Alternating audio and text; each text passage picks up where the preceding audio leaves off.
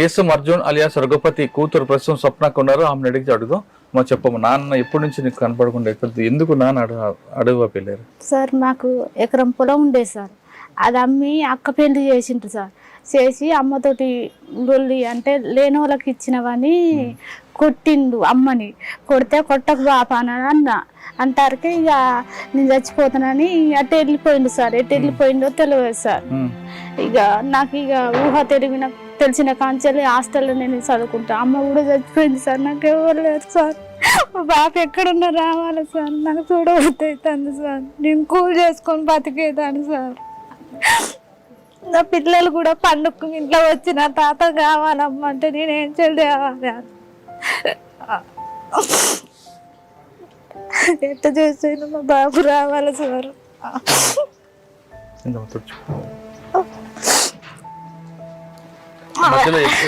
ఎప్పుడు కూడా మీతో రాలేదమ్మా? ఫోన్ లో మాట్లాడటం తెలియదు? లేదు సార్. అక్క ఆరోగ్యం కూడా బాగలేదు సార్. అమ్మ ఎలా ఉన్నారు?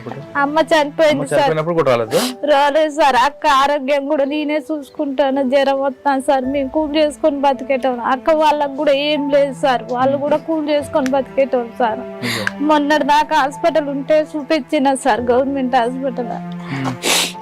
కానీ వాళ్ళందరూ వర్గ సంబంధం అడవిలో ఉన్న ఆదివాసులు వాళ్ళే మాకు ఎక్కువ అంటారు కదమ్మా సార్. మా బాబు అయితే మాకు రావాలి సార్. మా బాధ అయినా అర్థం చేసుకొని రావాలి సార్. నీ కూతురు ఏడుతుందని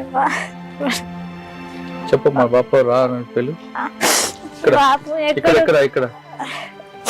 బాపు ఎక్కడున్నా కానీ రావాలి. బాపు అక్క ఆరోగ్యం బాగలేదు. బాపు నా ఆరోగ్యం కూడా బాగలేదు. బాపు పిల్లలు కూడా ఏడుతాను సార్. బాపు అమ్మ కూడా లేదు. బాపు అనాథలం. బాపు భూమి సాగు కూడా లేదు. బాబు కూల్ చేసుకొని బతుకుతాను. నువ్వు వస్తే అందరం కలిసి మెలిసి బతుకుతామని.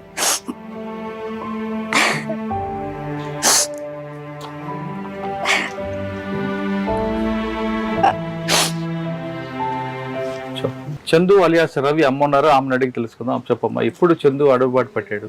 వెళ్ళిన తర్వాత నీ కుటుంబ పోషణ జరుగుతుంది? లేదు సార్. ఒక్కసారి ఫోన్ చేసిండు. అమ్మ జ్వరం అవుతుంది. ఎప్పుడు 3 నెలలు అవుతుంది సార్. ఫోన్ చేశాడా? ఒక్కసారి చేసిండు. రానా అని ఏడితే వస్తానమ్మా. చందు ఎందుకు వెళ్ళాడమ్మా? తెలియదు సార్ నాకు. ఎన్ని సంవత్సరాలు వెళ్ళి? సంవత్సరం అయింది సార్. లాబ్ పెట్టుకుంటానమ్మ అన్నాడు. లాబ్ పెట్టుకున్నాను అన్నాడు.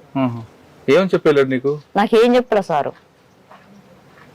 ఏం చెప్పలేదు. మరి చందు కొడుకు అడుగుబాటు వెళ్ళాడు. మరి నీ కుటుంబ పోషణ ఎలాగవుతుంది? నేను ఒక్కదాన్ని సార్. మా ఆయన లేని సరిపోయిండు. పెద్ద అబ్బాయి ఉన్నాడు కానీ హైదరాబాద్ కాడు ఉంటాడు. కిరాయి తీసుకొని తోలుతాడు. అబ్బాయికి పెళ్లి అయింది. ఒక అబ్బాయి. నేను ఒక్కదాని ఇంటి దగ్గర ఉంటా.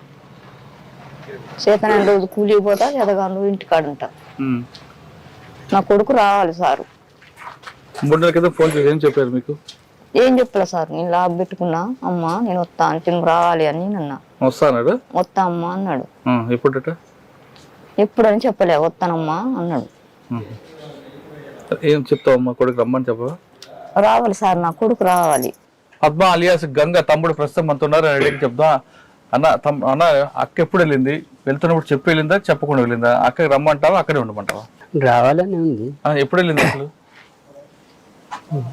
25 సంవత్సరాల దాకా అవుతుంది. ఏ ఊరు మీది? తుపాకులగూడెం. తుపాకులగూడెం. వెళ్ళి 20. ఎందుకు వెళ్ళింది ఆమె? ఇక అప్పుడు పార్టీలు ఎక్కువ తిరుగుతుండే. అక్రమం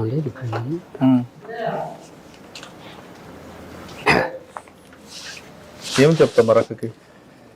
ఏం చెప్తా? ఇక రావాలని అనుకుంటున్నాను. నవ్వుతూ చెప్తున్నావు కదా. రమ్మంటావా వద్దంటావా? రావాలని ఉంటుంది. ఇంకేం చెప్తావా అక్కకి? ఇంటి కుటుంబం గురించి చెప్తావా అక్కకి ఏమన్నా? ఈ కుటుంబం అంటే అమ్మ నాన్న చనిపోయింది. ఇక మేము చెల్లోళ్ళు అంటే వాళ్ళు వేరే ఉంటారు. అన్నోళ్ళు ఆయన వాళ్ళు వేరే ఉంటారు. ఇక నేను వేరే ఉంటాను. వస్తే బాగుంటుందని రమ్మంటావు. సంబంధం కన్నా వర్గ సంబంధమే గొప్ప అనే వాళ్ళు అటువైపు ఉన్నారు. అసలు ప్రపంచాన్ని పరిచయం చేసేదే మా బట్టే కాబట్టి జన్మనిచ్చిన తల్లిదండ్రులు ఇటువైపు ఉన్నారు. ఎప్పటికైనా సరే వర్గ సంబంధం కన్నా రక్త సంబంధం గొప్పది. వీళ్ళందరూ చూస్తున్నాం మనందరూ కూడా, వీళ్ళందరూ కూడా చాలా కష్టాలతో నష్టాలతో ఉన్నారు. ఒకరికి ఆరోగ్య సమస్యలు ఉన్నాయి.